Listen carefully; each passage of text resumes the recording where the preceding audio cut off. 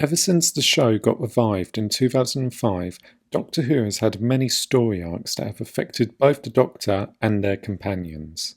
And at the end of each arc, they had to deal with one major threat that provides the final challenge. Originally, I was going to do a top 10 list, but let's be honest, we all know who the top 3 would be.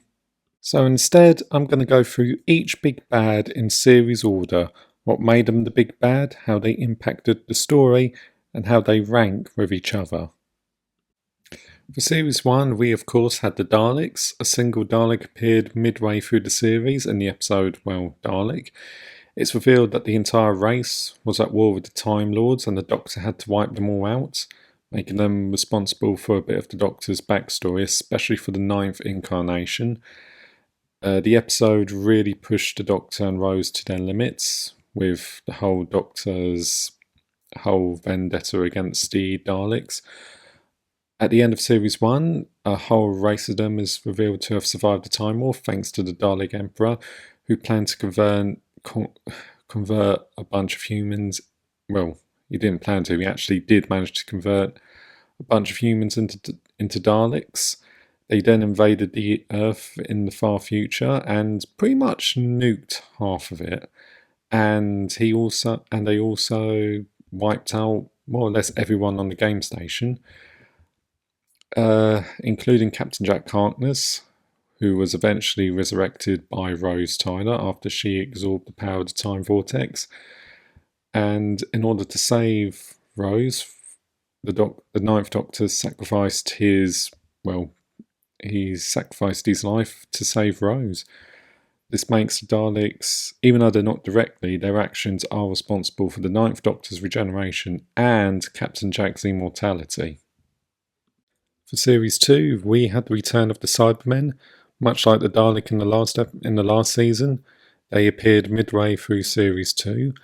They were responsible for the death of Mickey's parallel Earth counterpart, Ricky, and they cyber-converted a version of Jackie Tyler. Made another grand appearance at the end of the series where they tried to invade the main universe through the Void with the help of Torchwood. They managed to launch a full-scale invasion of Earth, but unfortunately the Daleks make another reappearance with the cult of Skaro. And unfortunately for the Cybermen, the Daleks, well, they were just more powerful than them, unfortunately, and they kind of took over the last episode. Of course, because of their actions, they're responsible for the departure of Rose Tyler, leading to one of the most heartbreaking moments in the whole of the show's history. Even though the Daleks made an appearance halfway through Series 3, it's the Master who ends up taking over the big bad of this series, using the TARDIS to travel back from the end of time to hijack the entire British Parliament to become Prime Minister. He uses his resources to cannibalise the TARDIS, to turn it into a paradox machine so he can bring all the future humans that you now call the Toymaker back to present day so they can wipe out all of humanity and he can take over the Earth, which he manages to do for 1 year. During that time, he commits many atrocities, holds the Doctor prisoner, mentally and physically abuses Martha Jones's family, constantly kills Captain Jack just for his own amusement, and tries to kill Martha Jones. He plans to launch a full-scale invasion of the universe, but unfortunately his actions were all reversed, which kind of loosens the impact a little bit. For Series 4, we had the return of the Daleks, this time joined by their creator Davros, who was saved from the Time War thanks to Dalek Khan. They decide to kidnap 27 planets and put in the Medusa Cascade so they can power up a reality bomb. A bomb so powerful it will affect every universe in existence, leaving only the Daleks. And while they're doing that, they decide to invade every single world they stolen, taken some to experiment on the reality bomb. It required the whole efforts of the Doctor and his companions to to defeat them. And because of their actions, one companion, Donna Noble, ends up losing all her memories of her time with the Doctor. Now, this action was reversed a couple of years later, but the time between there and then impacted it. For the 2009 and 2010 specials, we have a mixture between the Master and Rassilon, mostly for the End of Time. For the End of Time Part 1, the Master is resurrected, but unfortunately his resurrection gets a bit sabotaged, so he has to try and fully recover himself using the Immortality Gate. With it, he was able to turn every human into a copy of himself, but Rassilon comes in with the Time Lords, who plans on using the Master to activate a gateway which will cause a destruction of the whole of time, where the Time Lords are the only survivors. And with Rassilon, he was able to reverse the Master's actions, much like what happened in Last of the Time Lords. But Rassilon is somewhat responsible for the 10th Doctor's regeneration, along with the Master. For Series 5, I've decided to give it to the cracks in time as a concept. They appeared numerous times throughout Series 5, and it was clear that they're responsible for the whole threat of the universe being destroyed, which is the result of the TARDIS exploding. Now, I am aware it's the Silence that were responsible, but we didn't know that at the time, and the Silence don't appear until Series 6. And I know other people could say that the Paradigm Daleks or the Pandorica Alliance could be considered the big bads of Series 5 as well, but most of the threat does come from the cracks in time, and I think that's kind of what I liked about Stephen Moffat. He did do more abstract concepts on his take on Who, and he did the same thing with the villains, and this is just one example. Moving on to Series 6, where we finally meet the Silence, who were responsible for the TARDIS exploding. Of course, we don't find that out until the time of the Doctor, which was actually a big ploy to try and prevent the Doctor from ended up on Transilon, so they could prevent him from restarting the Time War. In many ways, they were religious extremists. One of their main members was an eye-patched wearing woman called Madame Corvavian, I'm probably pronouncing that wrong, kidnapped Amy and Rory's baby, Melody Pond, to turn her into an assassin called Riversong. Of course, that backfires, but that didn't stop the Silence from trying to find other ways to prevent the Doctor from going to Transilon. Eventually, during the battles on Transilon, they ended up teaming up with the Doctor to prevent the Daleks from stopping the Doctor, so yeah. Okay, this one might confuse a few people, but Series 7 was cut into 2 parts and was shown at different parts in the year, and the Great Intelligence eventually comes back midway through the series and becomes the closest thing to a big bad of Series 7. He goes to Transilon to enter the Doctor's time stream to wipe him out from existence. Of course, his plans were foiled by Clara, reversing his plans, much like the Master in Series 3. Now, as for the Reaping Angels, the reason why I included them is because they're responsible for Amy and Rory's departure, so I just felt like I couldn't ignore them. And I kind of feel like they do have big bad qualities, while not officially made big bad of a series. And plus, because of how iconic they've become now, I just had to include them in this list somewhere, and this was the best way I could do. For the 50th anniversary specials, I've included both the Zygons and the Daleks. The Zygons is because, well, they were a major threat for Day of the Doctor, where they planned to invade Earth by transporting themselves into portraits in medieval times to wake up in present day to take over. Not really the most original, or definitely the most not destructive compared to other big bads. The only reason I included them was because they're in Day of the Doctor. If it weren't for that, I would not have bothered. But the reason why I included the Daleks is because they were a threat in Day of the Doctor, or at least responsible for the background. They were a background threat for Day of the Doctor since it took place during the Time War. And they were the last opponents in Time of the Doctor. They were the last ones standing, and they came closest from killing the Doctor. So that's why I included them. And let's be honest, it was for the 50th, and it just makes sense for them to be the big bads of it.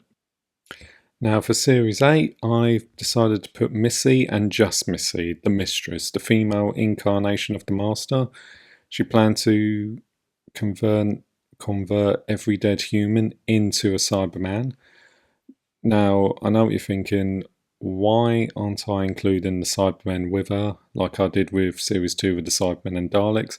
Well, it's because, for my personal opinion, it just didn't feel like the Cybermen to me. They just felt like typical robots, and to me that's not the Cybermen. I can't even remember if they actually spoke in that episode, as far as I know.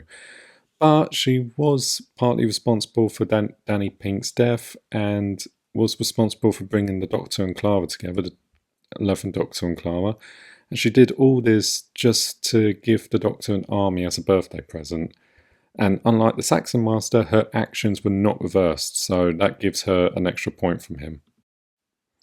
Now, for Series 9, it was really debatable because in many ways Series 9 didn't really have a straightforward big bad. Much like Series 5, it was more of an abstract concept as the big bad, but unlike Series 5, that at least the abstract concept was seen and had a purpose, throughout Series 9 we were just told of a Time Lord legend called the Hybrid, but they never really explained what the Hybrid was.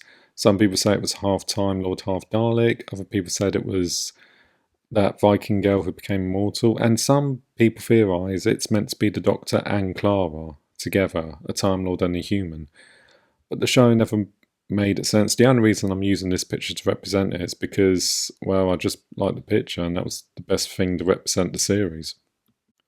For Series 10, since one of the major plot points was, can Missy be redeemed, which means can the Master have a redemption, I decided to put the Howard Saxon Master and the Mondasian Cybermen as the big bads of Series 10, since they are technically the final threat, and they just play a huge part in Missy's personal storyline. And the Cybermen themselves become the biggest threat when they manage to get control over from the Master, and the Howard Saxon Master is responsible for Missy's death when she just decides to turn good, in her own words. And the sad part is, because of his actions, the Doctor never knew that. And the next time we see the Master again, he's a madman again. But we'll get to him when we get to him. At least his actions weren't reversed this time. At the start of Series 11, we meet a Stenzar warrior called Tim Shaw, who tries to cheat in a hunting ritual on Earth. His cheating resulted in the death of Grace, who was Graham's wife. And at the end of the series, he tried to use two aliens called the Hooks to try and, well, take over the universe. Now, I am going to be really brutally honest. I think Tim Shaw is probably the weakest big bad in the whole Revive series. I don't think he was that interesting as a character. His motivations were pretty generic. His design, while his face is an interesting gimmick, it's not really something that's going to stand out. And yeah, there's just really nothing else to him. He's pretty much, the only good thing I can say about him is that he's the perfect starter villain, and he was the first villain fought by the 13th Doctor. But of course, in Series 12, we get two of the classics back. For the beginning of Series 12, we have the return of the Master, now calling himself the Spy Master, or the O Master, whatever you want to call him. Plan to convert half the human race into different... I can't remember his plan in the episode, But I do remember the lone Cyberman's plan, which was to use the Cyberium to convert all living life, or destroy all living life and just leave robotics. But the Master uses it to convert every dead Time Lord into a Cyberman. So that, yeah, and once again, it's another Master and Cyberman plan. I really don't get why those two things are always connected. But much like Missy's plan to create a Cyberman army, his actions were not reversed. For the Flux event, also known as Series 13, we have the Ravagers and the Sontarans. The Ravagers, with the main one out of the two being Swarm, was an old enemy of the Doctor that she has no memory of, which he found kind of... He used that to his advantage, but they never really dived into it too much. They show how she stopped in the first time, but they never really developed into their history some more after that. And their plan was to just use the Flux to reuse the event to cause trouble in a time loop. And as for the Sontarans, they used the Flux to take advantage of their rivals and to try to take over the Earth. And while that is pretty basic, the fact that it's the Sontarans who did it actually gives them a 1-up point. And plus, they were both the main threat of the last 2 episodes. In Power of the Doctor, which was the 13th Doctor's last adventure, we actually have a team-up of the Daleks, Cybermen and the Master for the first time in the show's history. Which makes sense. The episode was made for the 100th anniversary of the BBC, so bringing all the Doctor's main enemies together for the first time is perfect. Most of the plot is caused by the Master, who plans on using the power of 2 planets to hijack the Doctor's body, thereby turning himself into the Doctor. Of course, his plan is foiled, and the Cybermen and the Daleks use the Master's plan to try and take over the Earth. It's a shame they kind of had to be reduced to henchmen by the end of the episode to give him more of a presence, but it was an overstuffed special anyway. Not saying it was bad, it was just really overstuffed. As for the 60th anniversaries, even though we had 3 specials, I consider the Toymaker to be the big bad of all 3 of them, even though he's only involved with the last one. He plans on, as the god of games, as they call it, he tries to pretty much make every member of the human race a winner by making them always right about everything, which causes something like a hate plague on everyone. And he then tries to pretty much torture the Doctor and Donna. And of course, he's responsible for the 14th Doctor's bi-generation. And very recently, for Series 14, or Season 1, as some people like to market it as, we had the return of Sutekh, the god of death, who for years has been clinging on to the TARDIS, sending his acolytes across all of time and space to pretty much wipe out all living things, which he manages to do until the Doctor and Ruby manages to reverse it. So unfortunately, much like the Master, his plans were reversed, which kind of loosens the impact slightly. And up until now, that's been well, at least in my opinion, every big bad we've had in the revived series of Doctor Who. So, do you agree with my choices, or do you consider a few other people? Also, let me know if you want to see a classic series big bad list. I'm more than happy to do that.